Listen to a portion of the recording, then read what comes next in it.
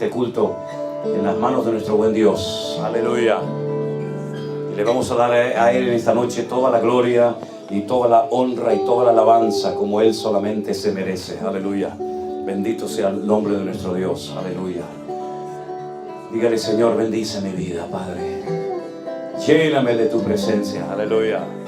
Gloria a tu nombre, Señor. Ponemos este culto en tus manos. Pedimos que tú bendigas, Señor, nuestras vidas. Que tú hables a nuestros corazones. Y que tú llenes este lugar de tu gloria, Señor. Alábale al Señor. Llena tu casa de tu gloria, Señor. Aleluya. Aleluya. Tu palabra alimenta mi alma. Tu palabra alumbra mi camino.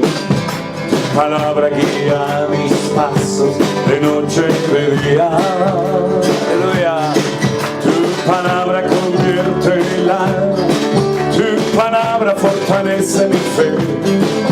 Tu palabra me ha hecho libre, me da vida. Dígalo conmigo ahora. Qué hermosa es tu palabra. Escuche. Tu palabra nunca pasará. Tu palabra es poderosa. Tu palabra llena mi vida cada día. Tu palabra me renueva. Tus promesas me bendicen. Tu espíritu me guía. Tu palabra alimenta mi alma. Tu palabra alumbra mi camino.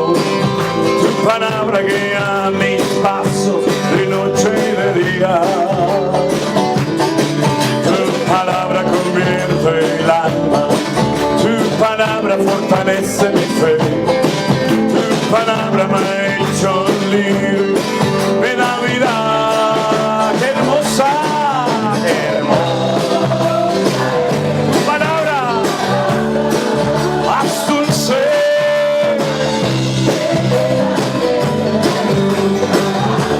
Sí, Señor. Amén.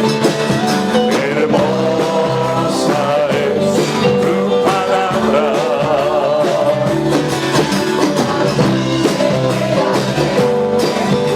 Amén. Tu palabra nunca pasará. Tu palabra es poderosa. Tu palabra llena mi vida cada día. Tu palabra me renueva. Tus promesas me bendicen.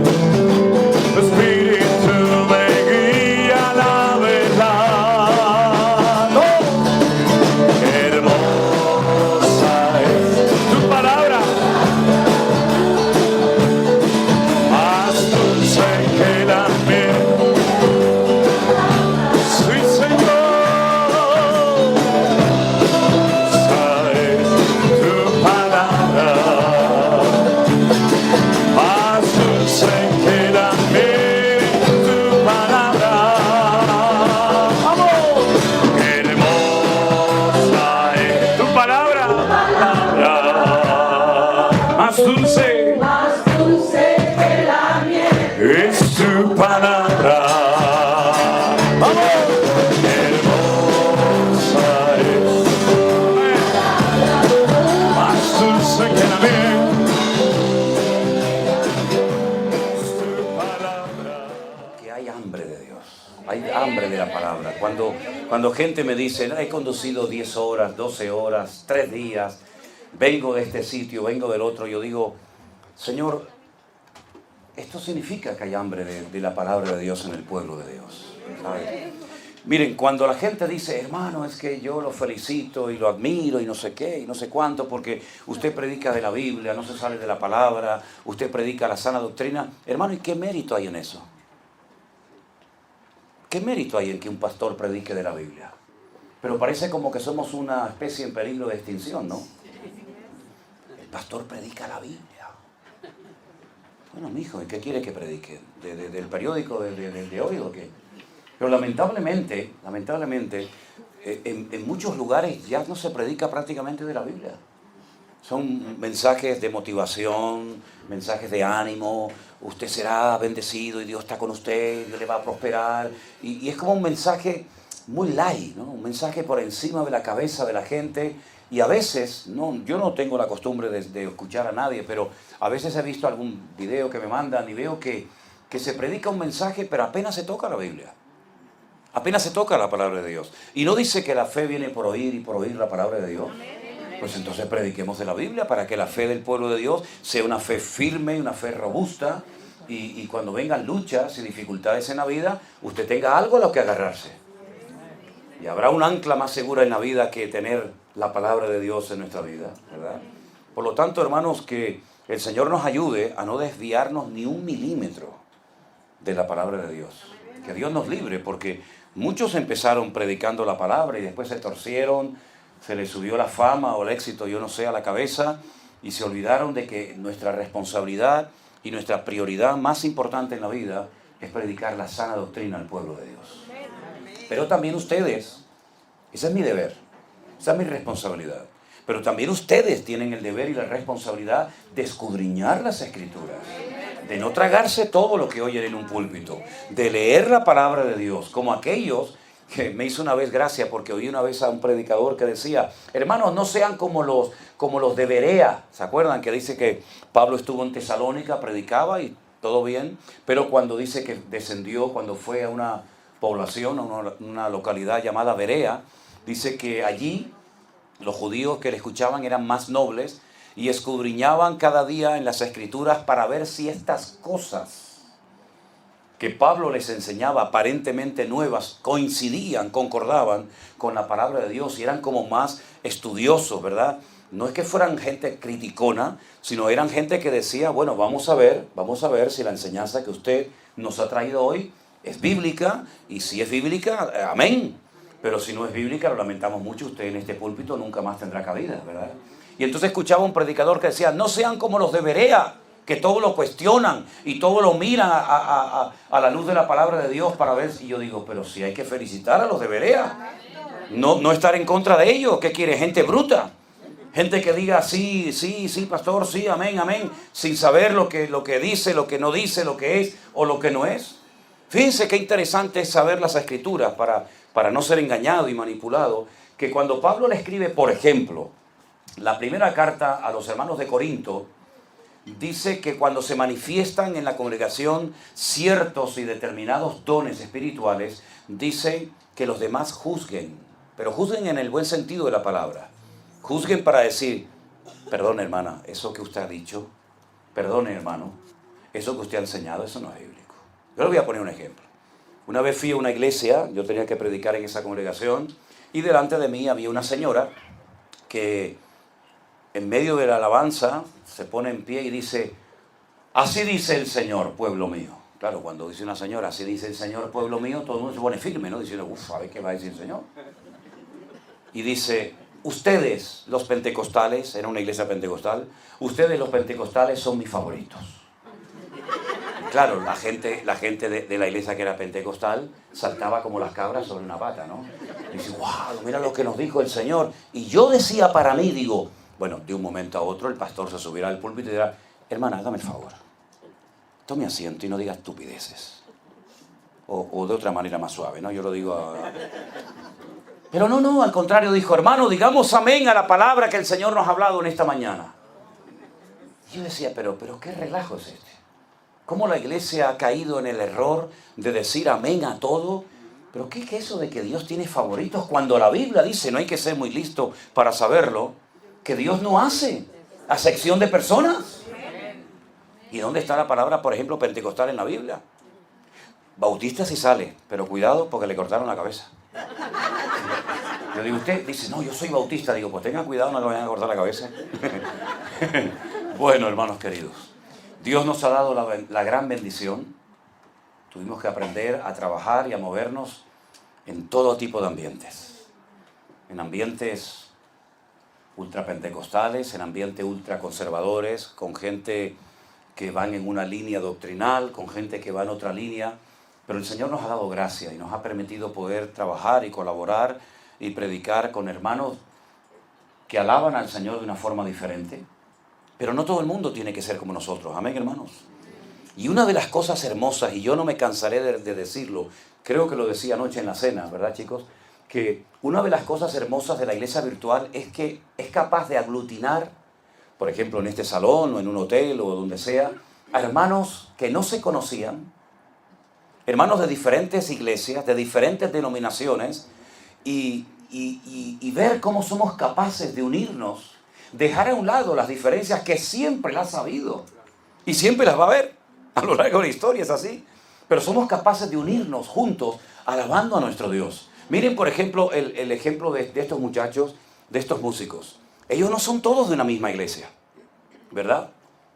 Ellos son de diferentes congregaciones, pero son amigos y, por ejemplo, vengo aquí como el año pasado, pues se juntan, a pesar de que son de diferentes congregaciones, para alabar juntos al Señor. Porque aquí no estamos levantando en alto una iglesia, una denominación, un ministerio, un hombre. Aquí estamos levantando en alto al Rey de Reyes y al Señor de los Señores. Y si alguien quiere levantar sus manos, que lo haga, pero no critique al que no lo haga. Y si alguien dice, yo prefiero no levantar mis manos, ok, no lo haga, pero no critique al que quiera hacerlo. Porque lo que tiene que imperar por encima de todo esto es el amor a Dios. Y el amor a los hermanos. Porque yo creo que el gran problema de la iglesia no es tanto doctrinal. Yo creo que el gran problema de los cristianos hoy en día es la falta de amor. Que parece como que todos tienen que ser como nosotros. Mire, yo estuve en una escuela bíblica, en un seminario, que fíjese lo que me decían. Nosotros tenemos ¿cómo lo llaman? ¿La bombilla, la lámpara? La bombilla de 100 vatios. El foco. Tenemos el foco de 100 vatios. Los demás hermanos, y mencionaban una serie de denominaciones, tienen el de 50, el de 40, el de 30 y el de 10. Y en el escudo de la denominación ponía full gospel. Nosotros predicamos el evangelio completo. Los demás lo mutilaron. Nosotros predicamos el evangelio completo. Y claro, uno sale de allí creyendo que como tu iglesia, como tu denominación, no hay otra, que tú eres el rey del mambo, ¿no? Que todos son por encima, por abajo de ti, tú eres el... Y cuando uno conoce a otros hermanos, como por ejemplo una vez cuando estaba en el ejército, fui a una iglesia de visita y se me acercó una señora y me dice, ¿Usted está en el ejército? Digo, sí. Dice, tenga, hermano, las llaves de mi casa, usted puede cuando salga venir a nuestra casa. Me presentó a su marido, me presentó a sus hijos, venga a casa para que usted tenga un lugar tranquilo y pueda descansar. Y yo eso nunca lo había visto, ni nunca lo había presenciado, ni experimentado, por ejemplo, en la iglesia, en la denominación en la que yo me crié en aquellos años. Y entonces el Señor me mostró que hay gente buena en todas partes, hermanos. Y hay hermanos hermosos que a lo mejor no alaban, no cantan, no tienen el estilo que tú tienes y que crees que es el mejor del mundo, pero qué hermoso es cuando nos damos cuenta de que en Cristo somos uno. Y yo me he preguntado en algunas ocasiones, ya no tanto, porque ya tengo otras cosas en la cabeza, pero durante mucho tiempo me preguntaba, ¿y en el cielo cómo vamos a hacer? Porque hay gente que no le gusta el ruido. Hay gente que le gusta el ruido. Hay gente que sin ruido no pueden vivir. Y hay gente que con ruido dice, yo no aguanto eso, ¿verdad? ¿Cómo vamos a hacer en el cielo? Porque yo creo que en el cielo algo de ruido va a haber, ¿eh? Algo, no mucho, pero algo va a haber. Hombre, junten ustedes a todos los cristianos, cientos, miles y millones de cristianos de todas las épocas, ¿verdad? Desde el siglo I hasta ahora. Y cuando cantemos, algo de ruido haremos. ¿Y cómo será ese lugar? Bueno, empecemos a entrenar desde ahora, hermanos. Si vamos a tener que, iba a decir soportarnos, si vamos a tener que estar en la eternidad todos juntos, empecemos a practicar desde ahora. Y no digamos, no, los bautistas por allá, los pentecostales por acá. En Cristo somos uno y tenemos que estar por encima de esas tonterías que le han hecho mucho daño a la iglesia del Señor. ¿Saben por qué estos movimientos que todos sabemos que están creando tanta confusión en los colegios, en las universidades, etcétera? ¿Saben por qué tienen tanto éxito? Porque son una piña. Porque son unidos y viajan y apoyan sus manifestaciones y sus días, etcétera, etcétera. Están unidos entre sí. ¿Por qué Dios no destruyó a la gente en el tiempo, por ejemplo, de la Torre de Babel? Si hacían maldad, y eran igual de perversos que los de la generación de Noé en el diluvio. ¿Por qué Dios destruyó a la generación de Noé en el diluvio y no destruyó a la gente que quería construir la torre de Babel? ¿Por qué? Porque en la época de Noé se peleaban, había guerras, había violencia, había agresividad entre la raza humana. Pero en el tiempo de la torre de Babel descubrieron un principio. Trabajaron juntos, con una misma meta, con una misma visión. Y Dios respeta, incluso en los inconversos, el principio espiritual de la unidad. Por eso una iglesia unida es indestructible. Tal vez no tenga una buena alabanza, no tenga unos buenos instrumentos, no tenga un buen salón, pero si se mantiene unida, esa iglesia, esa familia, ese hombre es indestructible. Por eso el Señor oró en Juan capítulo 17, Padre, que sean uno, como tú y yo somos uno, perfectos en unidad, para que el mundo crea que son mis discípulos. Por eso, mis queridos hermanos, lo que tenemos que orar es para mantenerlos siempre unidos, a pesar de la distancia, porque esa es otra gran lección que el Señor nos ha dado, que a pesar de la distancia, a pesar de los distintos trasfondos, ¿verdad?, de los que han venido muchas personas y se han integrado a la vida de la iglesia virtual, hemos aprendido a trabajar juntos y a mantenernos unidos a pesar de la distancia. Nosotros cuando tuvimos este problema, esta prueba tremenda con Miriam, con nuestra hija, sentíamos que un ejército de miles de hombres y mujeres en todas partes del mundo estaban orando por nosotros y por su salud. Lo sentíamos, porque no es normal la paz que el Señor nos dio en aquellos días con semejante prueba que teníamos en casa. Y sentíamos que la gente estaba orando por nosotros. Muchas veces la gente me dice, hermano, ¿usted no se cansa? Digo, mire, le voy a contar algo. Cuando llegamos, ¿cuándo fue ayer? Cuando llegamos, yo estuve, desde que llegué prácticamente, yo no cené, porque yo no ceno cuando hay esas cosas, ni muchas veces ceno. Pero cuando yo llegué a casa, después de estar horas de pie, saluda a este, saluda al otro, beso por aquí, beso por allá, foto aquí. Y uno me decía, no, me salió mal la foto, otra foto, y ahora de derecha, y ahora de izquierda, y ahora...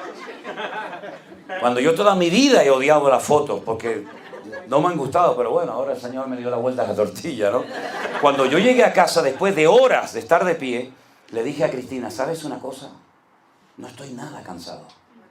Podría otra vez tener un culto y cantar y predicar y hacer... Y me dice ella, es que eso es de Dios. Digo, claro, ¿tú sabes la cantidad de gente que está orando por nosotros en estos días, hermano? Gente de todo el mundo están orando. Y el Señor nos da una fuerza como las del búfalo, dice la palabra del Señor. Claro, después cuando uno llega a casa, después de unos recorridos de este tipo, uno llega reventado.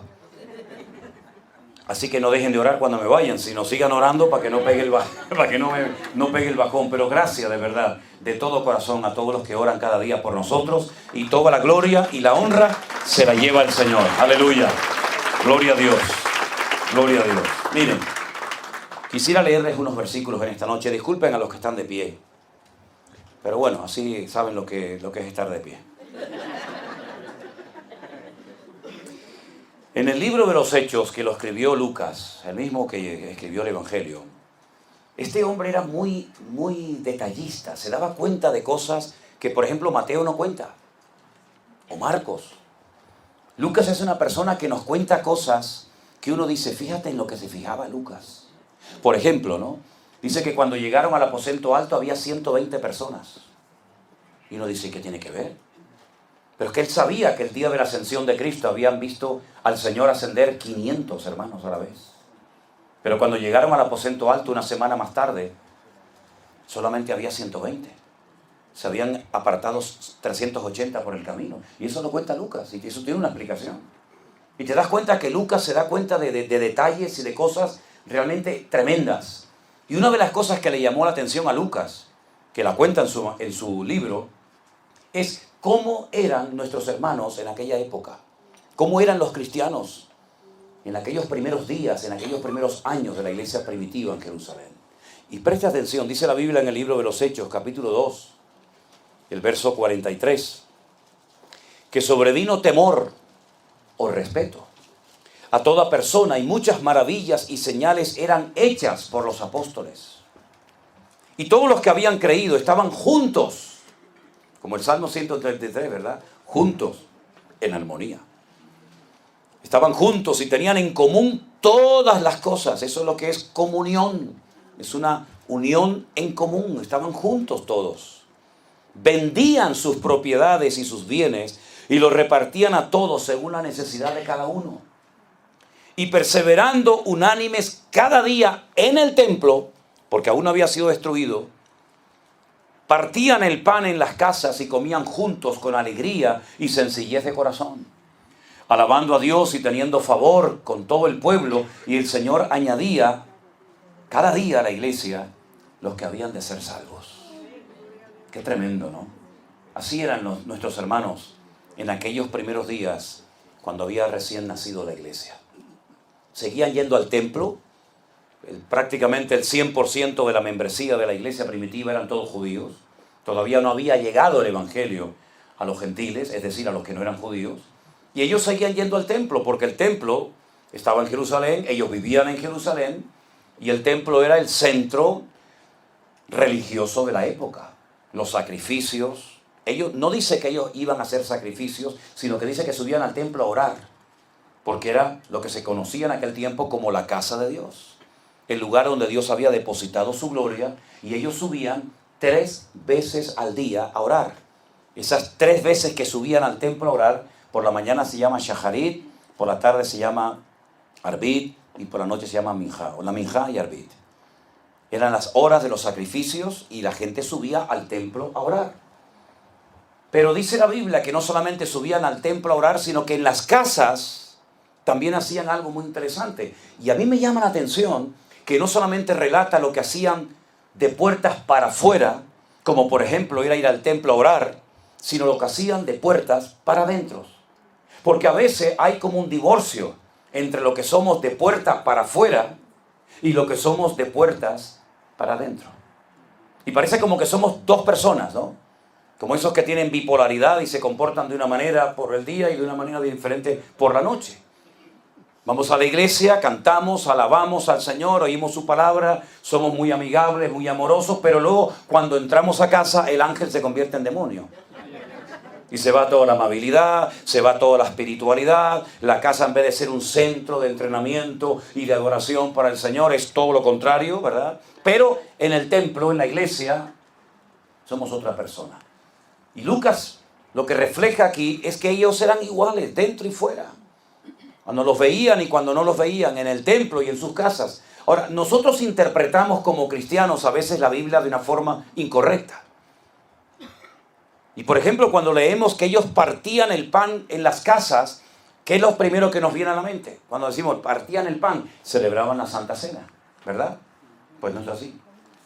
La Santa Cena viene de la fiesta de Pesaj, la fiesta de la Pascua, y es una fiesta que se celebra una vez al año. Yo no digo que celebraran la Santa Cena una vez al año, no estoy diciendo eso. Pero los judíos parten el pan y reparten el vino todos los sábados en sus casas. Todos los sábados del año. Todos los sábados. Tienen un pan, que es un pan como una trenza, estas trenzas que se hacen las mujeres en el pelo, o algunos también, bueno, tú no. Algunos se hacen unas trenzas, ¿no? No sé por qué miré para allá. Tenía que haber mirado para acá. ¿Quieres que salga? No, que es ahí. Cuando te hagas la trenza es cuando quiero que no entres. Con trenza no me entras, así peladito está bien. ¿Ok? Entonces, hay un pan trenzado que todos los sábados se come porque una parte del pan representa Éxodo 20 y otra parte Deuteronomio 5, donde aparece el mandamiento del Shabbat. Y parten el pan, lo mojan un poquito en sal y cada uno de los miembros de la casa tiene que comer un trocito de pan. Y después todos, incluidos los niños, tienen que beber vino. Pero no vino de este que no tiene alcohol, sino vino con alcohol. Es así, todos los sábados se hace así en la casa. Y el papá tiene una copa enorme como las del cura, el copón ese, ¿cómo le llaman? El cáliz. Y lo llenan hasta arriba, hasta que rebosa. Porque dicen que si echa poquito, la bendición es poquita. Y si lo llenan hasta arriba, la bendición es mucha. Entonces el papá echa vino y yo decía, pero este hombre no se la... No, tiene que rebosar hasta que sobreabunde. ¿No dice el Salmo 23? Hasta que sobreabunde. Pues entonces le ponen un platito debajo y hace una oración que se llama Kiddush y bendice el pan y el vino. Todos los sábados celebran eso, todos los sábados. Y ellos, como eran judíos, aunque eran ya convertidos al Señor, al Mesías, ellos partían el pan en las casas. No es que hicieran Santa Cena particularmente cada uno en su casa. Dicho sea de paso, mañana vamos a partir el pan y el vino y vamos a hacer algo que nunca hemos hecho, pero si Dios lo permite, lo vamos a seguir haciendo a partir de ahora, cada primer domingo de mes, y es mandarle un link a todos los hermanos de la iglesia virtual para que en el momento de la Santa Cena, todos los hermanos que quieran estar conectados, en las pantallas que tenemos en nuestra iglesia en Tenerife, podamos ver a todos los hermanos que están participando del pan y el vino, y al mismo tiempo usted, con su pantalla de ordenador en su mesa, donde sea, usted pueda ver a la cantidad de hermanos que van a estar participando del pan y del vino. Si mañana nos permite la señal de internet, lo que yo voy a hacer desde aquí, desde esta iglesia, es dirigir el momento del pan y el vino en nuestra iglesia en Tenerife. Y si nos permite la internet, yo voy a predicar desde aquí para toda la iglesia virtual, incluido para los hermanos que están en Tenerife. Lo vamos a hacer mañana, si Dios nos lo permite y la señal es buena. Ahora bien, ellos partían el pan y el vino en sus casas. Es decir, que ellos no se olvidaban de que la espiritualidad donde empieza no es en el templo, en la iglesia, sino en la familia. ¿Ustedes se han dado cuenta la cantidad de ataques que está recibiendo la familia cristiana en los últimos años de un tiempo a esta parte? Es tremendo. Dicen que en proporción el número de separaciones, el número de divorcios casi ha superado, repito, en proporción a los divorcios y separaciones del mundo. Porque nos hemos olvidado de que en la casa también tenemos que honrar y servir al Señor. Y lo que no puede ser es que solamente vayamos a la iglesia de excursión a escuchar una predicación, pero luego en casa el Señor no está por ninguna parte y la palabra de Dios no es la base. Entonces perdemos el contacto y la comunión con nuestros hijos y se olvidan los padres de que el mejor lugar para enseñar e instruir a los hijos en la palabra de Dios y enseñarles los principios de la palabra de Dios es en la casa, no en la iglesia. La iglesia es un refuerzo. La casa es el lugar donde el papá y la mamá tienen que trabajar juntos en equipo y enseñarle a esa criatura, los años que lo tengas bajo tu techo, la palabra de Dios, para que cuando fuere viejo aún no se apartare de sus caminos. Fíjense, por ejemplo, cómo trabajan los padres no cristianos, los padres judíos en Israel cuando tienen hijos. Bueno, primeramente decirles que en Israel el tener hijos es una bendición y no impiden que vengan, sino al contrario, oran para que vengan. Y una familia normal, en Israel mínimo tiene 5 o 6. De ahí para arriba. 5, 6, 7, 8, 9, 10, lo que sea. Pobres mujeres, ¿verdad? Pero lo curioso es que la madre se toma en serio el transmitirle la fe, la confianza en el Señor a sus hijos. Por eso cito muchas veces el ejemplo de Timoteo. Cuando Pablo habla de él, dice: Timoteo, la fe que ahora tienes habitó primeramente en tu abuela Loida y posteriormente en tu madre Eunice, y estoy seguro que ahora también en ti. Una fe no fingida, una fe verdadera en el Señor. La mamá transmitía la fe, porque la palabra fe en hebreo es la palabra emuná. Y dentro de la palabra emuná usted puede leer que dice mamá, dice es mamá en hebreo. Emuná. Empiezas leyendo a mamá, que te transmite la fe y la confianza. ¿Y el papá qué hace? ¿Ver la televisión? ¿Estar en el bar emborrachándose? No, los creyentes judíos en Israel no tienen televisión en sus casas. No usan televisión. No tienen. El papá lo que hace es que le transmite el conocimiento de la palabra a sus hijos. Y los niños aprenden a leer y a escribir en casa antes de ir a la escuela. Y aprenden no solamente algún versiculito suelto, como nuestros niños de la escuela dominical, sino que aprenden capítulos enteros de memoria y libros enteros de memoria de la Biblia. De tal manera que usted habla con un muchacho de 12, 13, 14 o 15 años y, hermano, sabe más versículos de la Biblia que muchos pastores hoy en día. ¿Verdad? Es verdad que conocen más de la palabra de Dios que del Dios de la palabra. Es verdad. Pero cuando esa gente se convierta, cuando a esa gente se les caiga las escamas de los ojos, como por ejemplo le ocurrió al apóstol Pablo, imagínense el conocimiento, la base que tienen de las Sagradas Escrituras esas personas.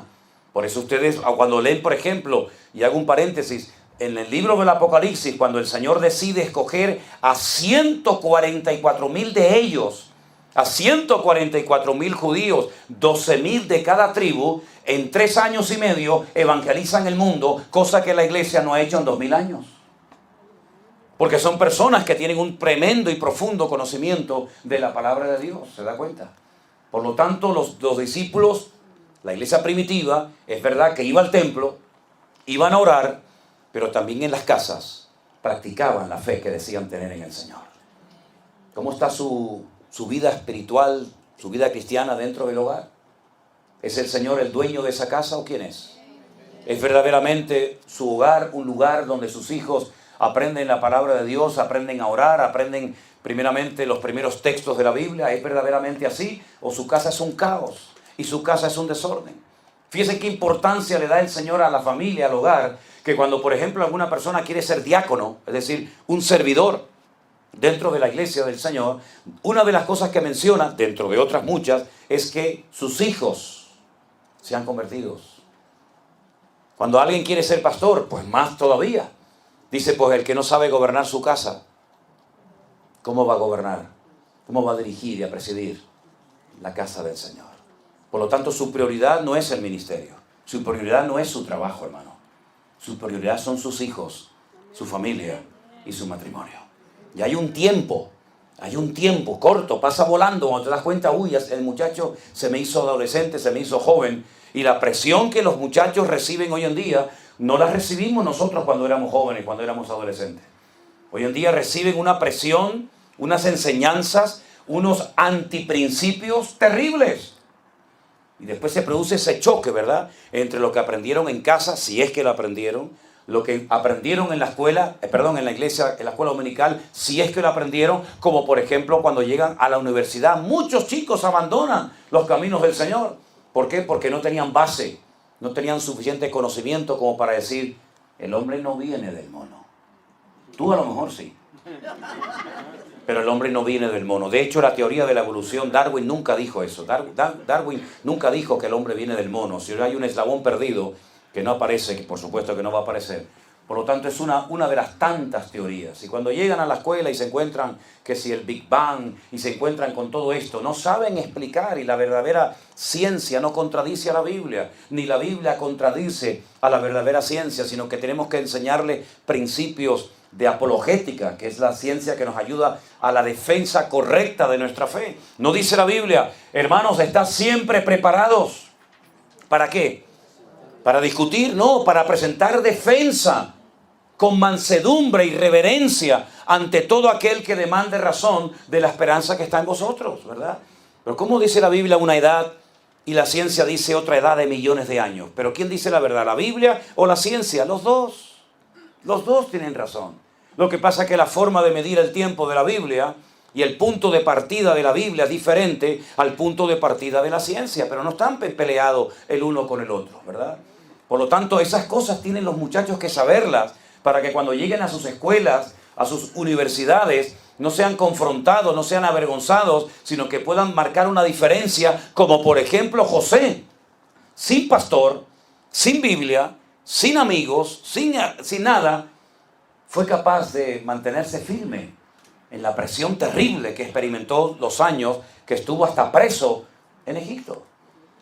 O como Daniel, que lo llevan a Babilonia y lo intentan desprogramar y le cambian el nombre y le enseñan otros principios religiosos, etcétera, etcétera. Pero él se mantuvo firme. ¿Por qué? Porque él sabía los principios de la palabra de Dios.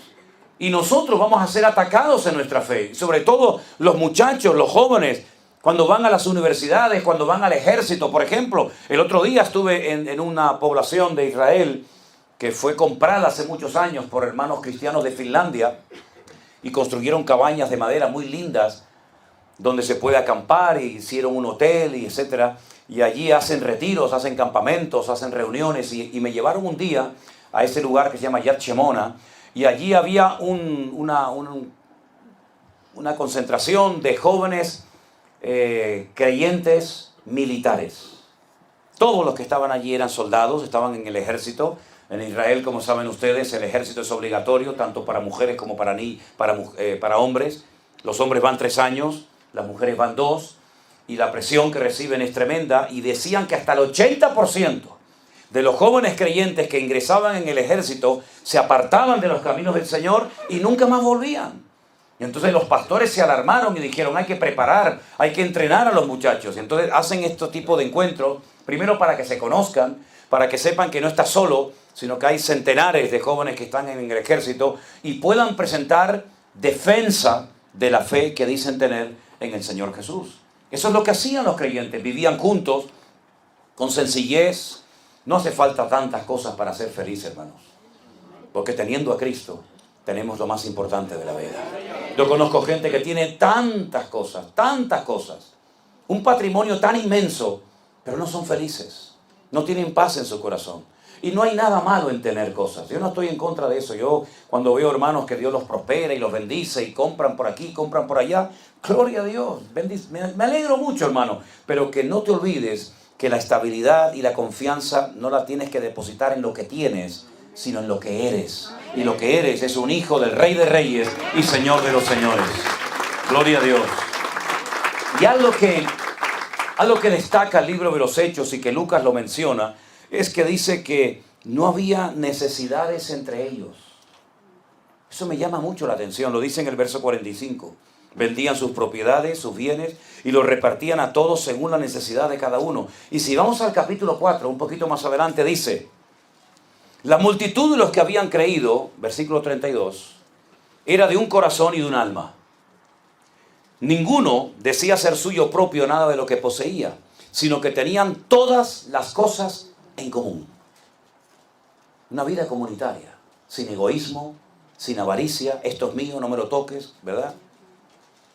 Con gran poder los apóstoles daban testimonio de la resurrección del Señor Jesús, y abundante gracia era sobre todos ellos.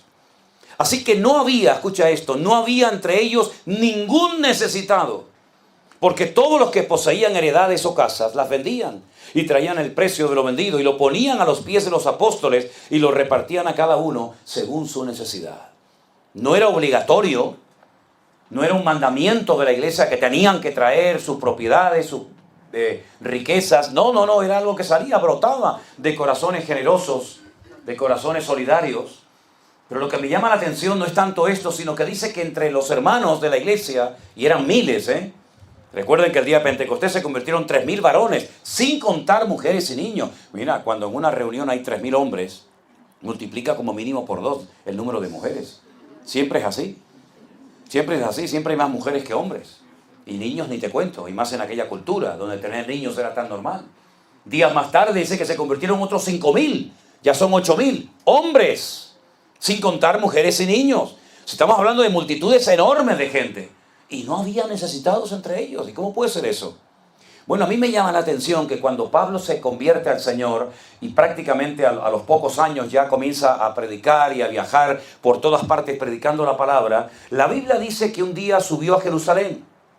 Y cuando llegó a Jerusalén dice, para no haber corrido en vano, yo voy a hablar aparte en privado con los que él dice que consideraba las columnas de la iglesia, y menciona a Pedro, a Jacobo, a Santiago y a Juan, y dice que les expuso en privado el evangelio que él predicaba, lo que él hacía, cómo predicaba, cómo enseñaba, cómo preparaba obreros, cómo establecía comunidades, congregaciones, y dice que no, como que no le llamaron la atención. Esto lo cuenta en la carta a los Gálatas. Y Pablo dice, a mí no me enseñaron nada nuevo los apóstoles. Solamente me pidieron, escuche bien, que me acordara de los pobres. Cosa que procuré hacer. Y entonces vemos que a partir de ese momento, de ese encuentro, de esa entrevista con los apóstoles en Jerusalén, dice que él comenzó a viajar de iglesia en iglesia, levantando ofrendas para los pobres de Jerusalén. Aquellos que eran ricos, pero que lo habían vendido todo y habían entregado sus posesiones, y muchos lo habían perdido todo a consecuencia de las tremendas persecuciones que experimentaron. Ahora han perdido todas sus propiedades, ahora son pobres, Pero Pablo dice, no hay problema, hermanos. ¿De dónde vino el Evangelio? De Jerusalén. ¿De dónde salió la palabra? De Jerusalén. ¿Quiénes nos trajeron bendición espiritual a nuestra vida? Los hermanos de Judea. Vamos a hacer algo nosotros ahora, decía Pablo. Vamos a levantar ofrendas y así como ellos trajeron bendición espiritual, nosotros le vamos a devolver la bendición material. Y levantaron ofrendas. Él las llevó junto con otros hermanos y dice, para que haya igualdad en el cuerpo de Cristo. Y eso me llamó tanto la atención, porque, con todo mi respeto lo digo, no hay nada más desigual que la iglesia cristiana evangélica.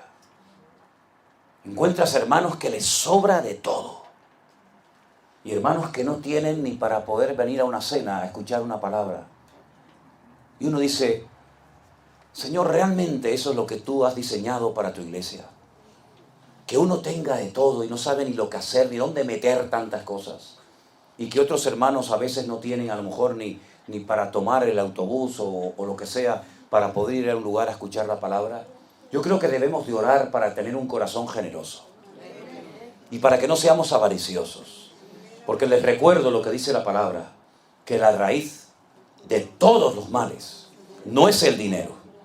El dinero no es el problema, es el amor al dinero la raíz de todos los males. Con dinero se pueden hacer muchas cosas, se pueden alquilar locales, se pueden comprar instrumentos musicales, se pueden comprar pasajes para poder desplazarnos de un lugar a otro. Con dinero se pueden comprar Biblias. Claro que sí, el problema no está tanto en el dinero, el problema está en el uso que le demos a lo que Dios nos ha dado. Y que no nos sintamos dueños, sino administradores temporales de recursos que el Señor ha puesto en nuestras manos para que seamos canales de bendición al pueblo de Dios. ¿Cuántos dicen amén? Y así es como los cristianos de la iglesia primitiva vivían. No solamente iban al templo a orar, a tener comunión con Dios, sino que también tenían comunión entre ellos. Y yo les animo, a hermanos de una misma zona, a hermanos de una misma ciudad, de la iglesia virtual, que tengan comunión entre ustedes. Hablaba con mi hermano Paulo y le decía, hermano, si hay otros hermanos que forman parte de la iglesia virtual en tu zona, reúnanse, por ejemplo, el primer domingo de cada mes, ¿verdad? Para poder participar juntos de la cena del Señor. Hay hermanos que están solos en una ciudad. En España tenemos casos de hermanos que están ellos solos en una ciudad, pero luego tenemos hermanos que se pueden juntar en alguna ciudad, en alguna casa, en algún sitio, para poder tener comunión, porque la comunión con Dios es fundamental, pero también la comunión entre nosotros es fundamental. Por eso yo animo, y el otro día mandé un mensaje a la iglesia virtual, para que estén activos. No digan, bueno, yo soy miembro de la iglesia virtual, pero no se le ve nunca, hermano. No se le ve nunca, no participa nunca. Usted no sabe si hay un hermano que se está muriendo en un hospital, no sabe nada. No sabe la victoria que hemos obtenido aquí o allá. No sabe nada porque está totalmente desconectado. Y por eso cuando hay reuniones de oración, métase y participe. Presente sus peticiones de oración y oiga las peticiones de los demás también. Y cuando hay una bendición, nos gozamos todos. Y cuando hay un problema, lloramos todos también. Y eso es lo que queremos fomentar en la iglesia virtual. Gracias al Señor por las redes sociales que todavía podemos usar. No sé hasta cuándo. No lo sé, pero si Dios nos permite conectarnos con hermanos de cantidad de lugares, aproveche y valore ese privilegio y tenga comunión, no solamente, repito, con el Señor, sino tenga comunión con otros hermanos. Preocúpese, o mejor, ocúpese en llamar, hermana, ¿cómo está? ¿Cómo está su hija? Hermana, ¿y aquellos papeles que estaba esperando al final le llegaron? Y el problema que tenía con su esposa, con su niño en el trabajo se resolvió. En otras palabras, ábrase a la necesidad de otras personas, porque la Biblia dice que es mucho más bienaventurado dar que recibir. Fíjense qué interesante cuando uno dice las formas que el Señor utilizó para traer enseñanza, para hablar a su pueblo, es que, hermanos, Dios habla por todas partes. Pablo llegó a decir a los romanos en el capítulo 1 que las cosas invisibles de Dios, como su eterno poder y su deidad, se hacen claramente visibles por medio de su creación. Es decir, que usted observa la creación, el atardecer que tuvimos esta tarde, espectacular. Esos dos planetas que tenemos ahí en el horizonte que se han alineado milagrosamente. cantos de los pájaros. Dios habla a través de la creación. No haces caso a través de la creación. Hablaba en su momento a través de las estrellas. Y aquellos magos de Oriente fueron guiados por una estrella desde Babilonia o tal vez más allá, para poder llegar al sitio exacto donde el Señor había nacido. Y el Señor habla a través de su palabra. Y el Señor habla de tantas formas, incluso a través de la orografía, a través del país en el cual se escribió la Biblia, que es Israel. Yo le decía a los hermanos, y ustedes saben que lo he comentado allí, que Israel es uno de los pocos países del mundo que tiene 4 mares. 2 internos y 2 externos. Tienen por un lado el mar Mediterráneo o el Mare Nostrum, que empieza en Israel y termina en España, o al revés, empieza en España y termina en Israel, como quieran. Tienen al sur el Mar Rojo y tienen dentro del país dos mares. Al norte el Mar de Galilea, al sur el Mar Muerto o el Yam HaMelach, el Mar de la Sal. Y fíjate qué curioso, el mar de Galilea está vivo. Hemos comido los peces que se pescan en ese lago, porque es un agua que recibe agua de los montes del Golán, y entra el agua y sale, y entra el agua y sale, y muchos campos son regados con el agua del mar de Galilea, o el mar de Genesaret, o el Kineret, como se llama, porque tiene forma de quinor. ¿Quinor qué es? Quinor es un arpa, y Kineret, de tal manera que cuando soplan los vientos hay unos ruidos que se oyen solamente allí, que es como el sonido de una arpa gigante en aquel lugar, ¿verdad? Y es interesante que cuando usted viaja hacia el sur, sale el río Jordán y entra en otro mar muerto. No hay vida. Porque recibe, pero no da. ¿Usted quiere tener la vida del Señor en su corazón? ¿Usted quiere ser renovado cada día? Aprenda a dar. Y no solamente a pedir, dame, dame, dame y dame. Porque repito lo que dijo el Señor, más bienaventurado es dar que recibir. Y si esto fuera poco, dentro de la ciudad de Jerusalén, por si alguien no se había percatado de esto, hay 2 estanques, uno dentro de la ciudad y actualmente otro fuera de la ciudad. Uno que es el estanque de Betesda, donde se recoge el agua de la lluvia y ahí se queda estancada y el agua se termina echando a perder. Y otro que es un estanque de aguas vivas, porque entra y sale agua, que es el estanque de Siloé. Es decir, Dios nos habla de muchas formas y maneras. Lo importante es que captemos el mensaje y nos demos cuenta de que nosotros podemos vivir en victoria si ponemos en práctica lo que hacían nuestros hermanos en la iglesia primitiva. Pero tengo también que decir algo, y es que cometieron un grave error. La iglesia no paraba de crecer, todo el mundo estaba contento, no había necesitados, había abundancia, había milagros, había buena predicación, había buena enseñanza. Imagínense, hermanos, imagínense lo que decir, hermanos, no se pierdan el culto, no se pierdan la reunión de mañana que va a predicar nuestro hermano Pedro. Wow, impresionante, ¿no? Pero no se olviden que el próximo día viene a predicar Juan, el discípulo amado. Y así cada domingo tenían, y yo decía, Dios mío, eso es una maravilla. Y estaban tan contentos y veían que aquello crecía y estaban tan gozosos que no querían salir de Jerusalén. Se convirtió en un gueto la ciudad. Y se olvidaron de aquellas palabras que el Señor había dicho, id por todo el mundo y predicar el evangelio a toda criatura. Se olvidaron del mundo. Se convirtieron en el ombligo del mundo. Estaban contentos, estamos bendecidos, hay milagros, hay señales, hay prodigios, buenos predicadores, buena doctrina.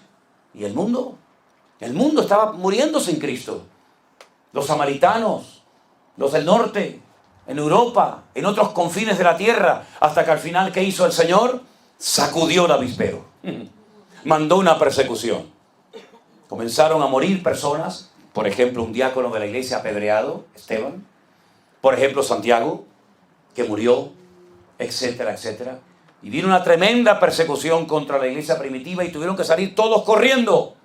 Y ahí comenzaron a llegar a otros lugares. Y cuando llegaban a otros lugares, ¿qué hacían? Predicaban el evangelio del Señor Jesucristo. Y así comenzó a extenderse la palabra, ¿verdad? Como un fuego que abarcaba todas las regiones de la tierra. Y eso es lo que tenemos que hacer nosotros.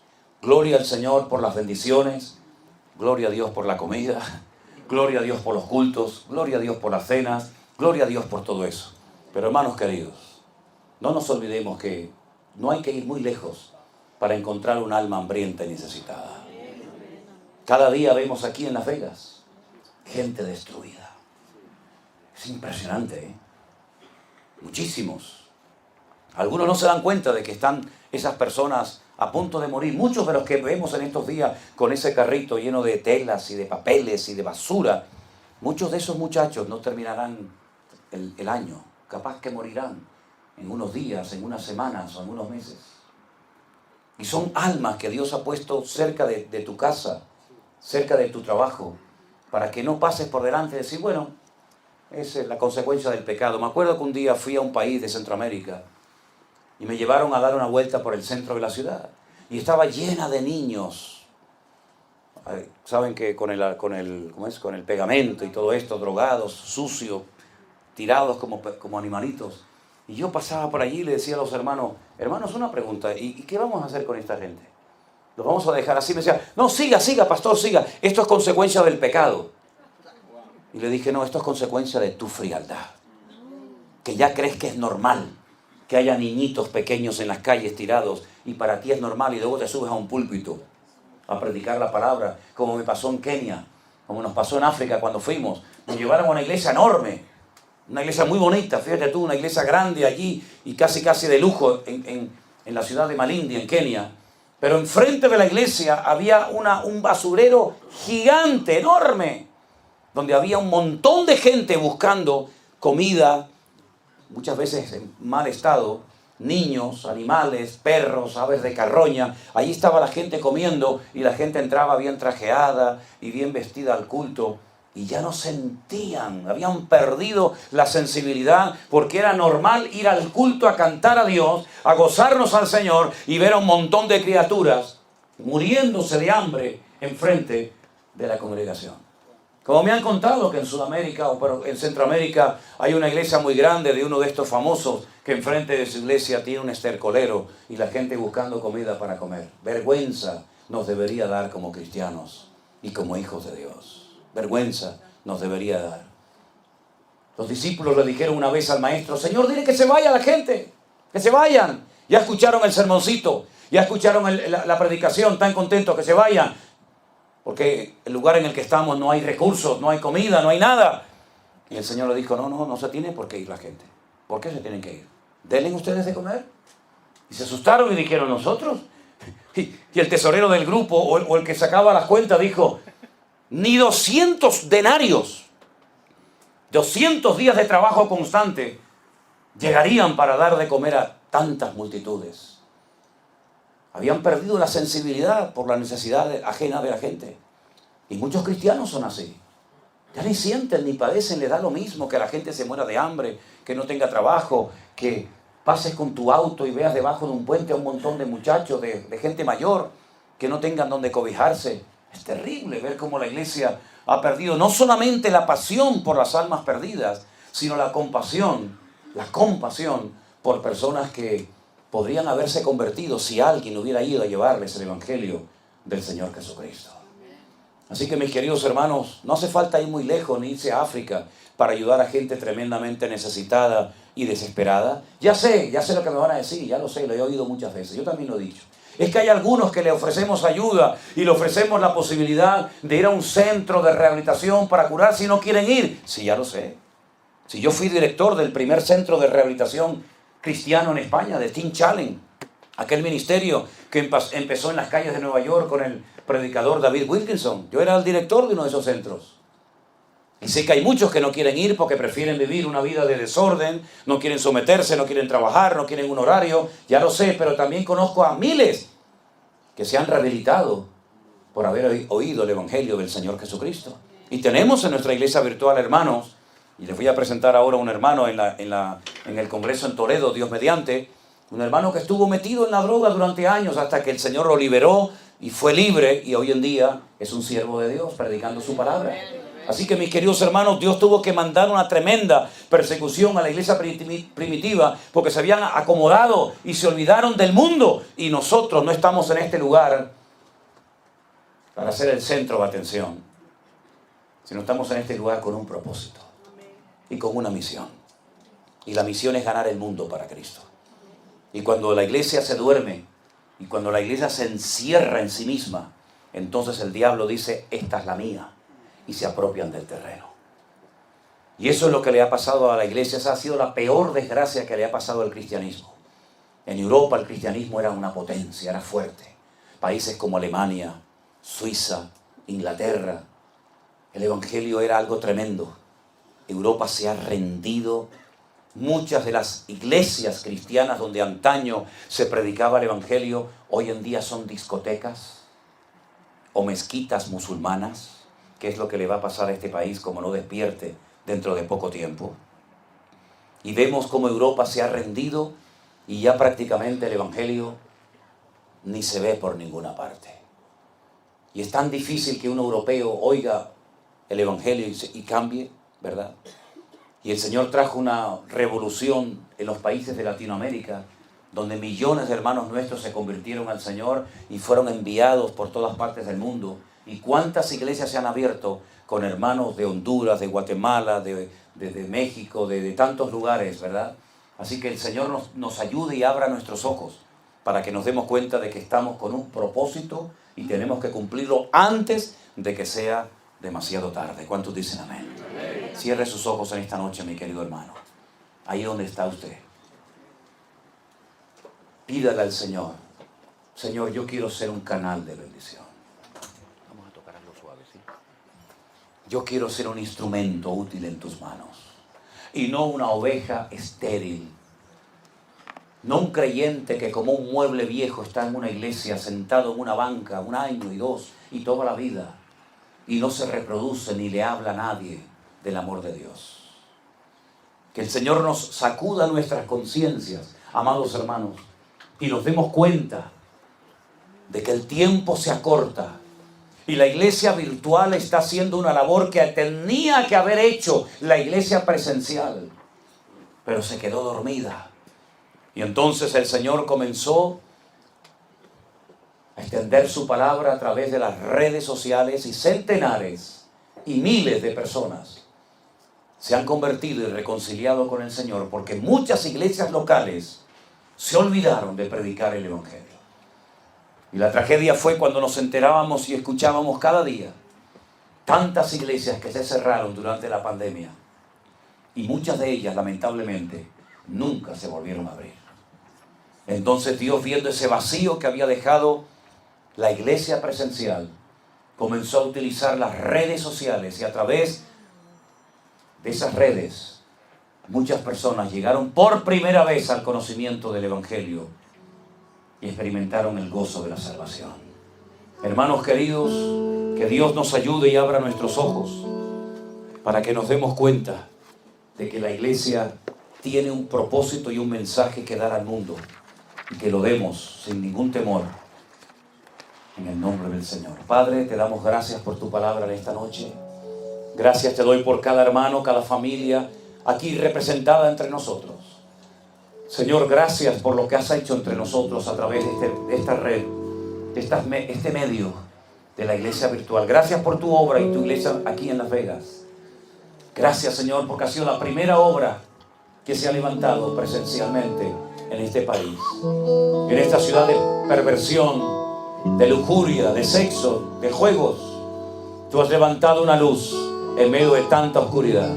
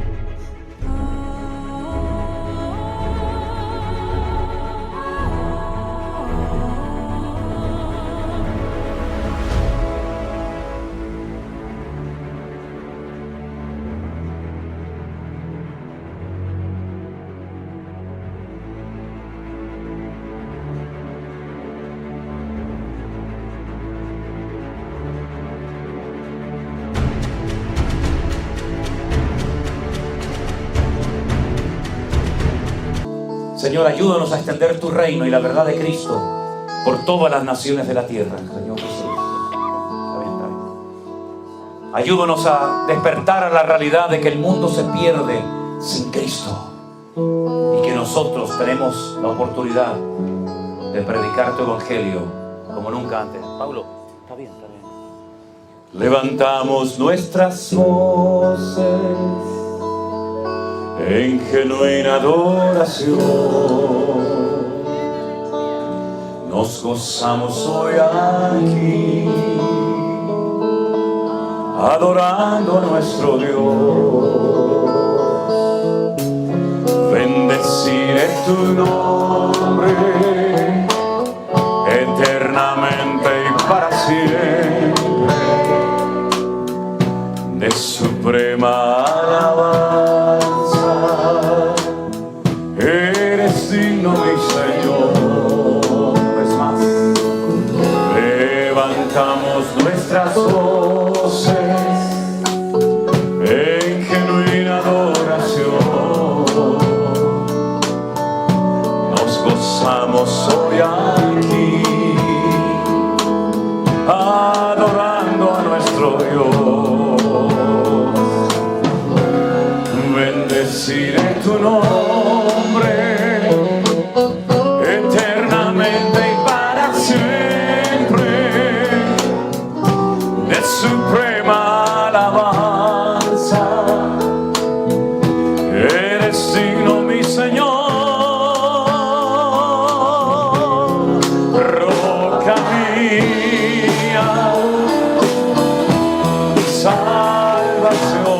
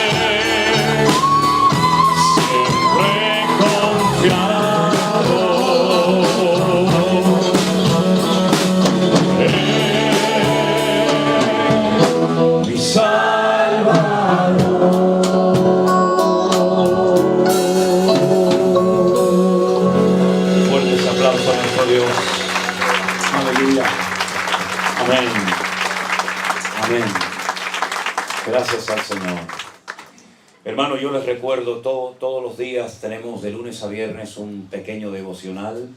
Compártanlo con todo el mundo, hermano. Lo que no nos gusta es que la gente haga comercio y negocio con la palabra.